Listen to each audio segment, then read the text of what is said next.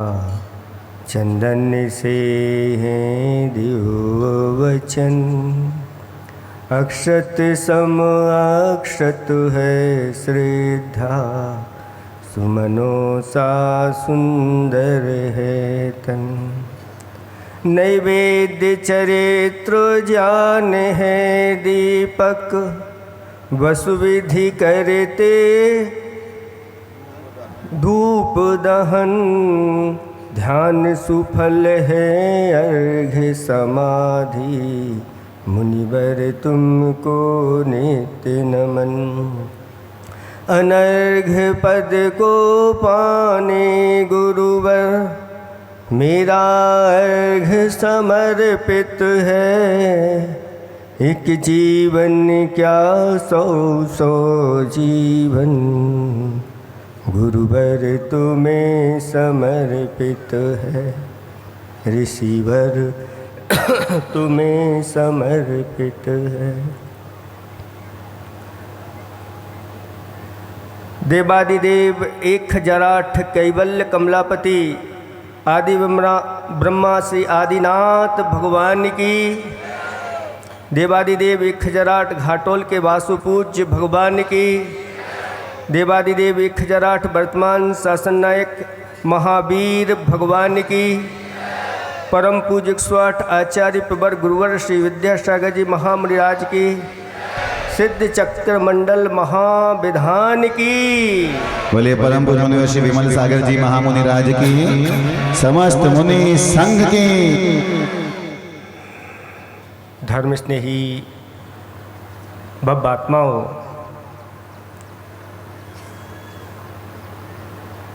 हम सब यहाँ पर बैठे हैं संसार में हैं, इसलिए है कि हम 8 कर्मों से बंधे हुए हैं। जब तक ये बंधन पड़ा रहेगा तब तक हमारी मुक्ति होने वाली नहीं है। बंधन आपको अच्छा लगता है कि नहीं?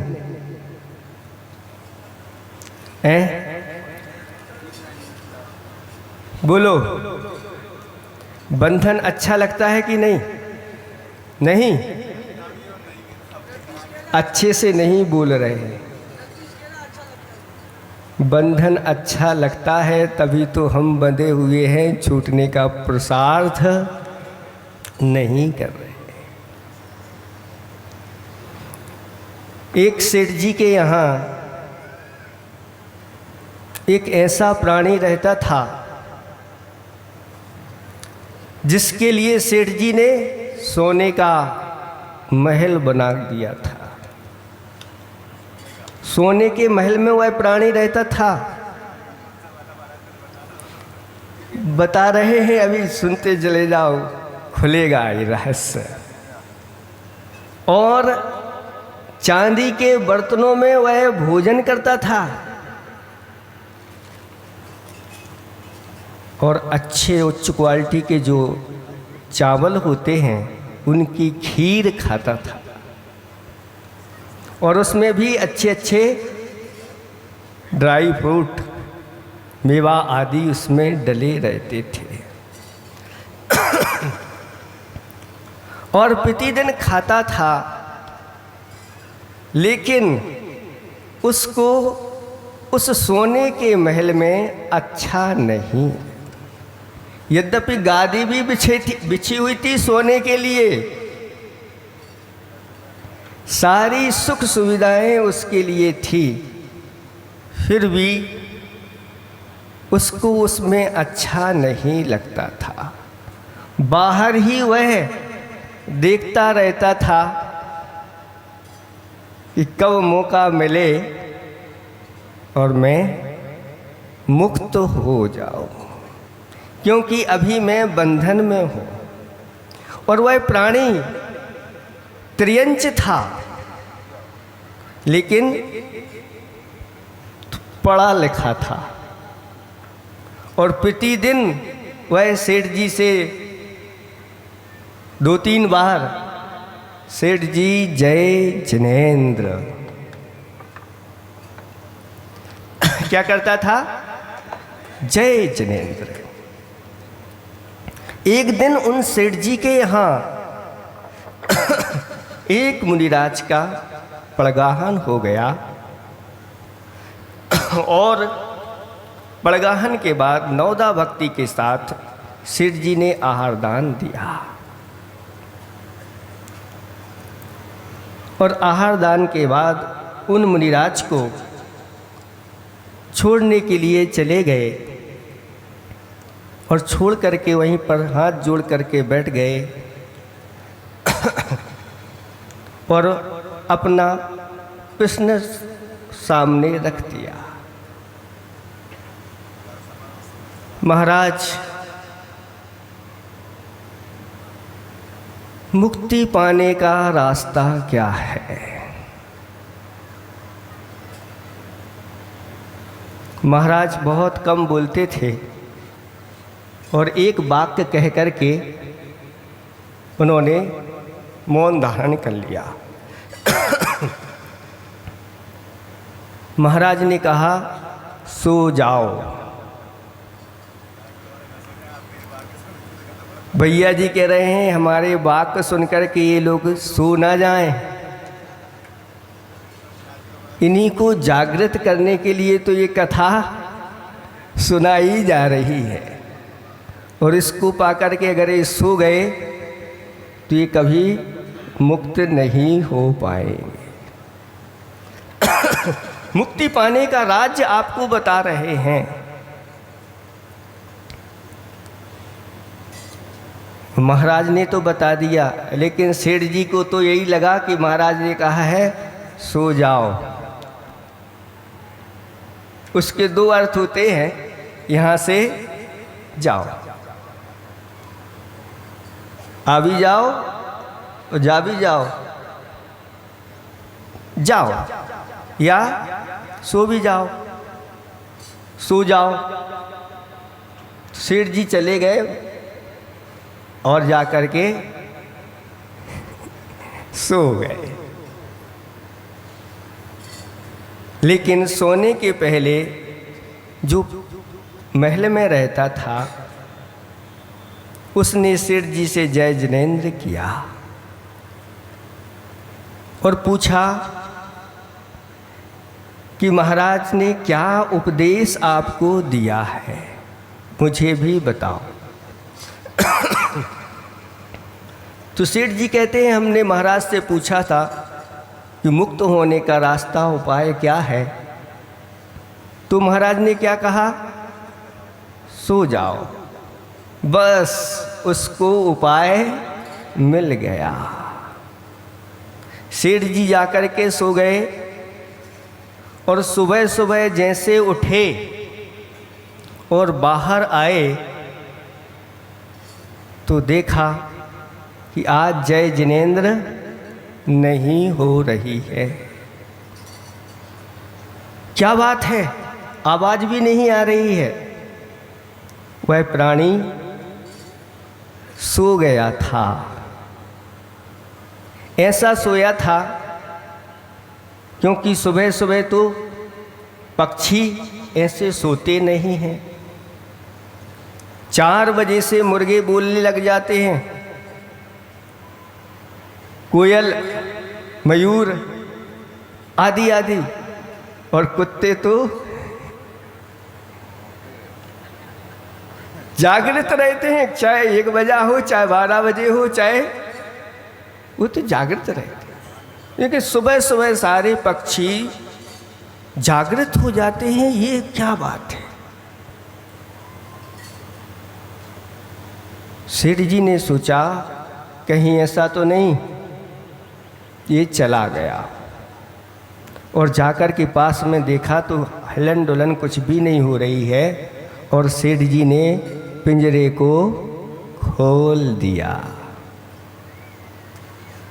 और खोला तब भी वह श्वास भर करके लेटा हुआ है, और उसको बाहर निकाला तो भी वह पंख फड़फड़ा नहीं रहा है और सेठ जी ने समझा कि ये तो अब गया और उसको नीचे रख दिया। और जैसे ही नीचे रखा, एक आंख खोल के उसने देखा कि अब हम बाहर आ गए हैं और उड़ करके वृक्ष के ऊपर जा कर के बैठ गया और कहता है, सेठ जी जय जिनेंद्र,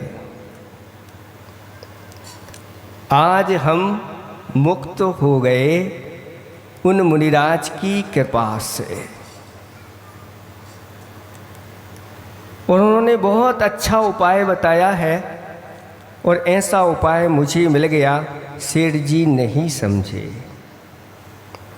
सेठ जी तो सो गए लेकिन हमारा सोना तो हो गया। अब मैं जाकर के स्वच्छंद होकर के जिस वृक्ष के ऊपर जाना, जो फल खाना, जहाँ जाना, बंधन अच्छा नहीं लगता। लेकिन आप सब लोगों को बंधन अच्छा लग रहा है और कई लोग तो बंधन के ऊपर भी बंधन डालते चले जा रहे हैं। कैसे मुक्ति होगी? बहुत कठिन है। आपको अपनी पहचान करना है। अनादिकाल से शरीर रूपी जेल में हम पड़े हुए हैं। एक पंक्तियां हैं, उसे पिंजरे में देख मुझे मेरा कैद खाना याद आ गया, सोचा कि अनादिकाल से मैं देह रूपी पिंजरे में बंद हूँ और कर्म रूपी सांकलों से बंधा हुआ हूँ और अब व्याकुलित हूँ मुक्त होने को। आप हैं? बोलो, आप हैं क्या? नहीं। जो अंदर से आकुलित व्याकुलित हो जाता है वह मुक्ति पाने के लिए तैयार होता है और उसके लिए पुरुषार्थ करता है। सो जाने का अर्थ है, आचार्य भगवंत कहते हैं, हे भव्य प्राणियों, पापों में तुम सो जाओ। पापों में जब तक जागृत रहोगे 3 काल में मुक्ति मिलने वाली नहीं है।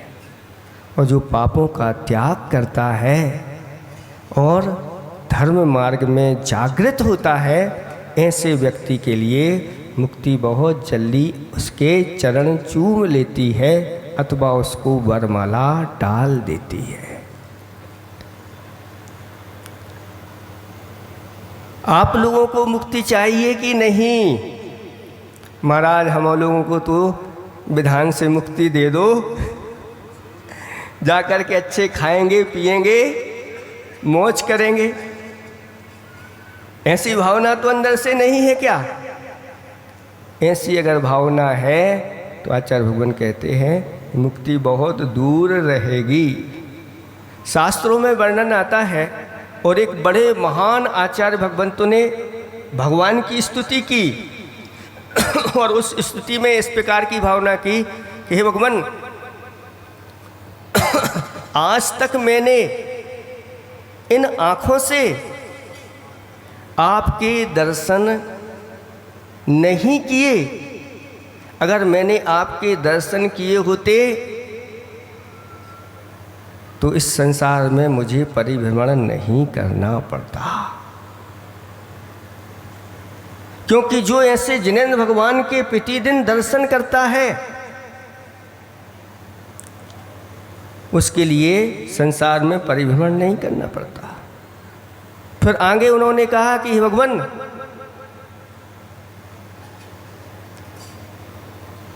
आज तक मैंने आपके पवित्र नाम को इन कानों से सुना नहीं, क्योंकि जो जिनेंद्र भगवान के पवित्र नाम को इन कानों से सुनता है उसको विपत्ति रूपी नागिन कभी डसती नहीं।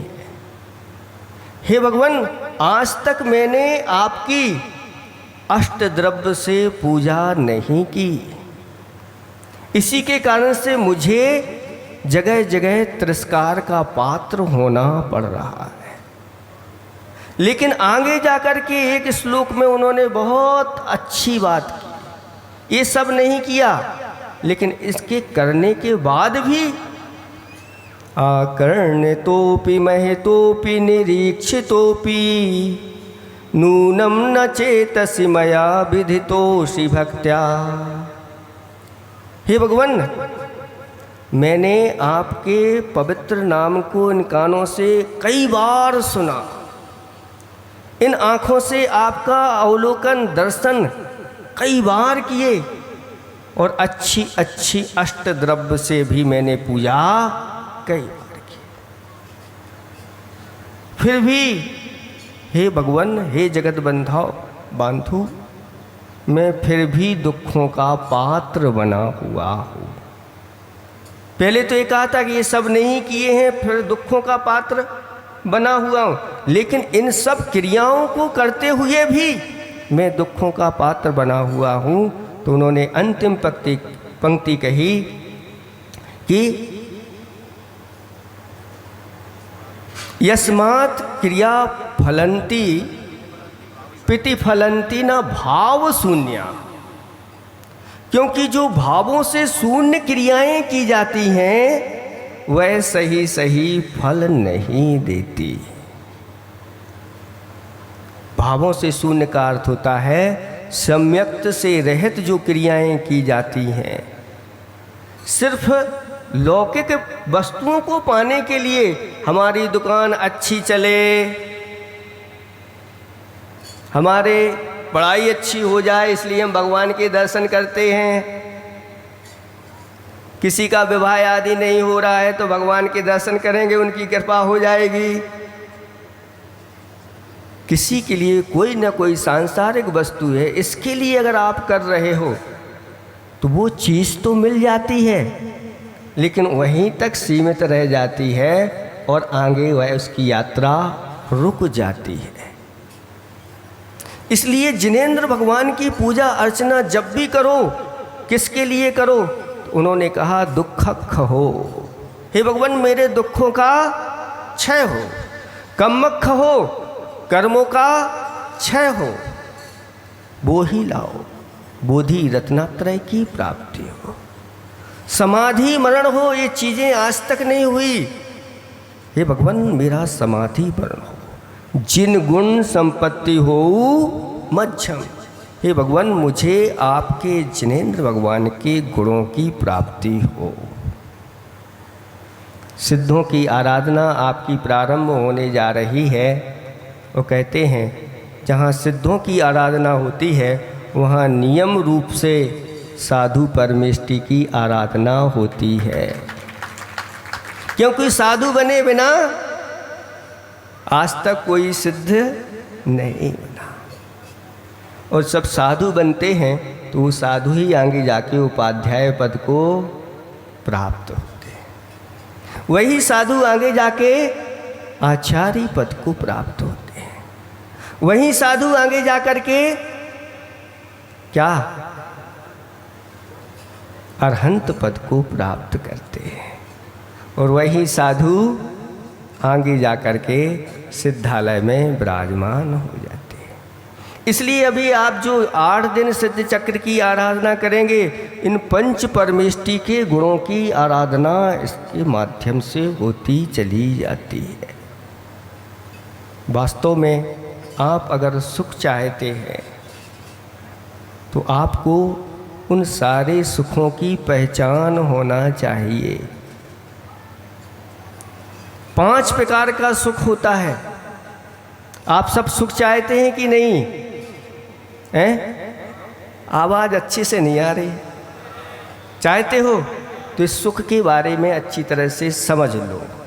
पहला सुख तो है इंद्रिय सुख। जो इंद्रिय सुख राजा महाराजा और मंडलिक महामंडलिक अर्धचक्री चक्री,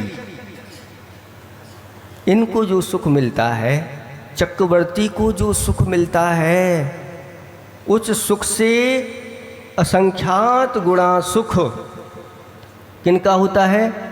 भोग भूमि, जघन्य भोग भूमि के जीवों को होता है। और उनसे भी असंख्यात गुणा मध्यम भोग भूमि के जीवों को होता है, इंद्रिय सुख है। उससे भी ज़्यादा उत्तम भोग भूमि के जीवों को होता है। और उससे ज़्यादा एक जो व्यंतर देव होता है, उन व्यंतरों देवों को होता है। फिर उनसे भी भवनवासी और फिर ज्योतिषी का। और ऊपर बढ़ते चले जाओ तो वैमानिक देवों को पहले स्वर्ग से लेकर के 16वें स्वर्ग तक के सुख बढ़ते चले जाते हैं। और उससे भी बढ़कर के सुख अहमिंद्रों को होता है। उसमें भी नो ग्रेविक, नो अनुदेश, 5 अनुत्तर और बीचों बीच 5 अनुत्तर में 5वां सर्वार्थ सिद्धि देवों को जो इंद्रिय सुख मिलता है वो किसी को नहीं मिलता। ये सुख कौन सा सुख है? कहते हैं ये सब सुखाभास हैं, ये वास्तविक सुख नहीं।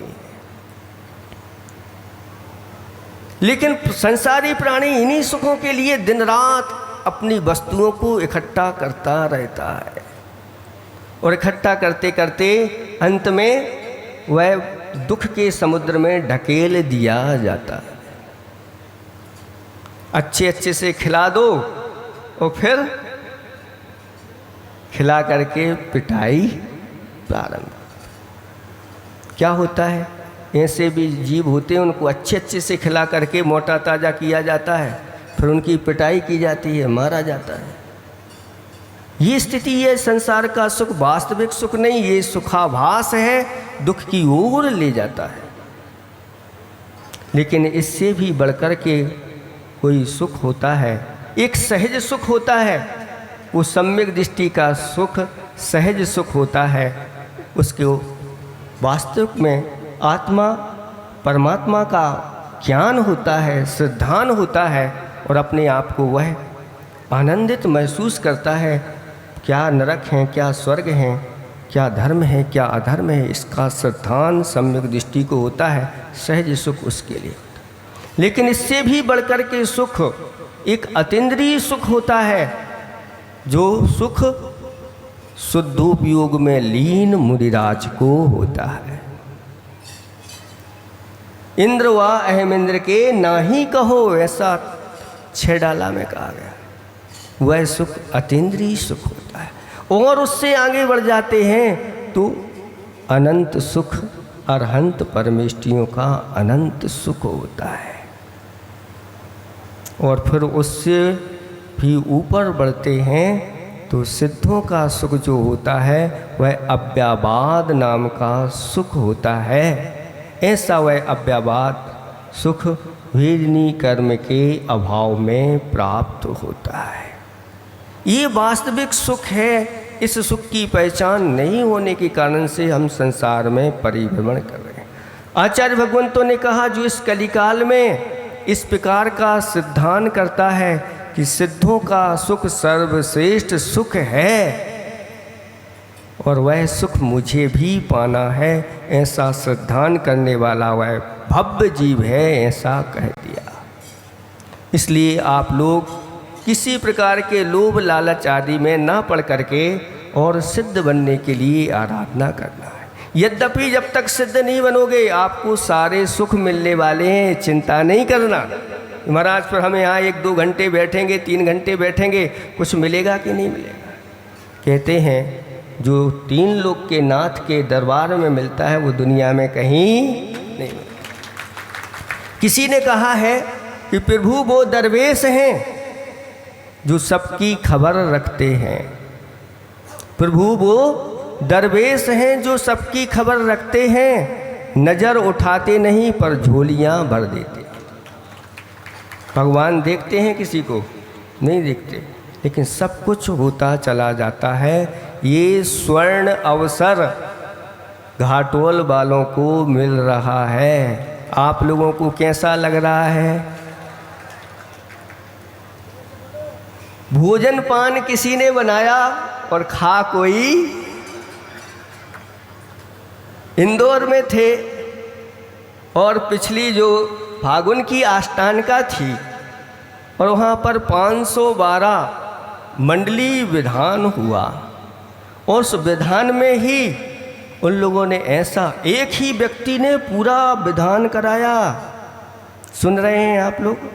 पूरा विधान एक ही व्यक्ति ने, और सबको बुला करके सम्मान के साथ ये सारे कार्य, सारी व्यवस्था थी, कोई चीज़ की कमी नहीं। और उसी में ऐसी भावना बनी कि जब भी ये सिद्धों की आराधना करो, सिद्ध चक्र की आराधना करो, तो ऐसे बीच में मारना बना करके और चारों तरफ ऐसे जिनालय विराजमान करके, फिर इनमें भगवान को विराजमान करके और सिद्ध चक्र की आराधना की जाती है। ऐसे शास्त्रों में वर्णन आए हैं। तब उनके भाव बने और उन्होंने ऐसे ही एक एक जिनालय लेकर के और अपने जीवन को धन्य कर लिया। और 4 महीने के अंदर ये सब चारों दिशाओं के जिनालय और जिनबिंब प्रतिष्ठित होकर के तैयार होकर के घाटोल वाले आनंद ले रहे हैं। बनाया किसी ने, तैयार किया किसी ने, और आनंद कोई, ये आप लोगों का कहीं से ऐसा पुण्य खींच करके इन सबको, श्री जी को और महाराज को ले करके आ गया है। लेकिन इसका सदुपयोग करना है, दुरुपयोग नहीं करना है। एक थाली में देखो, अगर एक थाली हो और खाने वाले बहुत सारे हों तो आनंद आता है क्या? नहीं आता, क्योंकि एक थाली और खाने वाले बहुत हैं, और जो जल्दी जल्दी खाने वाला है वो सब। शास्त्रों में एक ऐसी कथा आती है कि एक राजा के यहाँ बहुत अच्छा अच्छा मिष्ठान बन रहा था, उसमें रसवती बन रही थी। इमरती, इमरती कहलाती, रसवती जलेबी जैसी रहती, उसमें रस भरा रहता है। हाँ, और शुद्ध घी की बन रही थी और उसकी खुशबू बाहर तक जा रही थी। और एक वहाँ पर चोर रहता था जो अंजन लगा करके अदृश्य होकर के चोरी करता था। जब उसको वह गंध आई तो उसके मन में आया क्यों ना ये रसवती खाई जाए, और उसने अंजन लगा करके अदृश्य होकर के, जैसे ही राजा के लिए वह भोजन परोसा गया, वो रसवती रखी गई, और राजा ने जैसे ही खाना चालू किया, यह अदृश्य होकर के फटाफट राजा देखता रह गया कि कहाँ चले गए ये सब। और अब वह प्रतिदिन ऐसा ही करने लगा। राजा जो था, भोजन तो परोसा जाता था लेकिन राजा खा नहीं पाता था। धीरे धीरे वह दुबला हो गया। चिंता हो गई मंत्री के लिए, आखिर क्या बात है, राजन प्रतिदिन अच्छा अच्छा भोजन परोसा जाता है और दुबले हो रहे हैं। फिर राजा ने बताया कि मेरे साथ कोई दूसरा भोजन करता है। तो ये बताया जा रहा है आप लोगों के लिए कि एक थाली में अगर 10 लोग भोजन करें तो उतना आनंद नहीं आता। एक मारने में सारे के सारे लोग करें तो ये सबका पुण्य बट जाता है। लेकिन घाटोल वालों के लिए, प्रत्येक व्यक्ति के लिए एक एक मारना, सबके लिए अलग अलग थालियाँ, सबके लिए व्यवस्था लगाई गई है। अगर आप नहीं खाते हैं तो समझ लेना आपका पुण्य क्षीण है, पुण्य पतला है, क्योंकि ये क्रम क्रम से बढ़ते चले जाना है। और अंतिम पूर्णिमा के दिन 1024 अर्घों के साथ साथ फल चढ़ाने का एक एक व्यक्ति के लिए, चाहे वह बच्चा हो, चाहे बच्ची हो, चाहे बूढ़ा हो, चाहे जवान हो, चाहे कोई हो, सबके लिए ये व्यवस्था सेपरेट सेपरेट। पहले तो एक थाली में ही 2 मिल करके या 4 मिल करके, 6 मिल करके, एक तुम चढ़ाओ एक हम चढ़ाएं, ऐसा नहीं। आप जितना चढ़ाना चाहो चढ़ाते चले जाओ, और ऐसा अक्षय पुण्य इस सिद्ध चक्र में आप लोग संचित कर लो। बहुत जल्दी इस संसार के पिंजड़े से छूट करके और सिद्धों की श्रेणी में अपना नाम आ जाए। महिलाओं ने तो अपनी पूरी नहीं बैठ रहे हैं तो चेयरमैन पे भी धोती दुपट्टा में बैठे तो बहुत अच्छा दृश्य ये नज़र आएगा। लोग जब आए तो अंदर आने के लिए जगह नहीं है। क्यों? आप लोगों के कान तक आवाज़ पहुंच रही है कि नहीं? चेयरमैन पीछे बैठे हुए हैं, हाँ पहुंच रही है। कल धोती दुपट्टा में सब लोगों को आकर के बैठना है। अगर प्रयास करेंगे अवश्य आपको वह लाभ मिलेगा।